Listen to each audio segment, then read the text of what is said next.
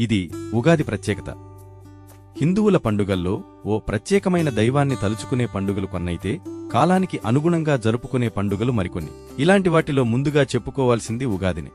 ఒకప్పుడు వ్యవసాయం మీద ఆధారపడుతూ ప్రకృతిని గమనించుకుంటూ సాగిన మన పెద్దలకు ఉగాది పెద్ద పండుగే. ఎందుకంటే ఆకురాలు కాలం ముగిసి వసంత ఋతువు మొదలయ్యే సమయం ఇది.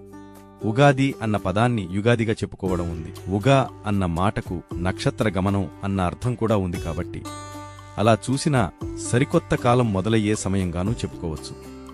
వ్యవసాయపరంగా పొలం పనులను ఆరంభించే సమయం ఇది. కోతలు పూర్తయి ఎండిన పొలాన్ని తిరిగి తొలకరికి అనువుగా సిద్ధం చేసుకునేవాళ్లు. అందుకే ఈరోజు నాగలి పూజ, గాడి పూజ చేసి అరకు కట్టే ఆచారం ఉంది. ఉగాది పచ్చడిలో కనిపించే షడ్రుచులు జీవితంలో కష్టసుఖాలను సమానంగా తీసుకోవాలి అనే సూచనతో పాటుగా ప్రకృతిపరంగా ఆ కాలంలో వేప చిగుళ్లు, మామిడి ముక్కలను ప్రసాదంగా మార్చడం కనిపిస్తుంది. సాధారణంగా మనకు లభించిన దాన్ని భగవదార్పితం చేసి స్వీకరిస్తాం. అలా ఈ సరికొత్త సృష్టి సైతం ఆయన దయ అన్న కృతజ్ఞత ఇందులో స్పష్టమవుతుంది. ఉగాది నుంచి వేసవి మొదలవుతుంది. సంక్రాంతికి అందిన డబ్బు నిదానం వ్యవసాయం మీద పెట్టుబడికి మళ్లుతుంది. అందుకే ఇంట్లో పెళ్లి జరిగినప్పుడు మరుసటి ఉగాది కల్లా పెళ్లికూతురికి కావలసిన సారే పంపించేయాలని పెద్దలు చెప్పేవాళ్లు.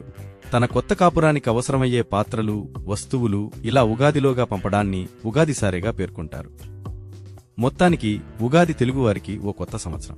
ఆ మాటకొస్తే కన్నడిగులు, మరాఠీలకు కూడా ఈరోజే నూతన సంవత్సరం.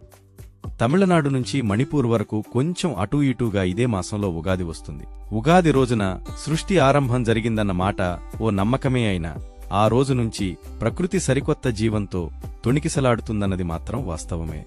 అందుకే ఉగాదిని ఓ వ్యవసాయ ఆధారిత పండుగగానే కాకుండా సరికొత్త జీవితాన్ని ఆరంభించే శుభ సమయంగానూ భావిస్తారు.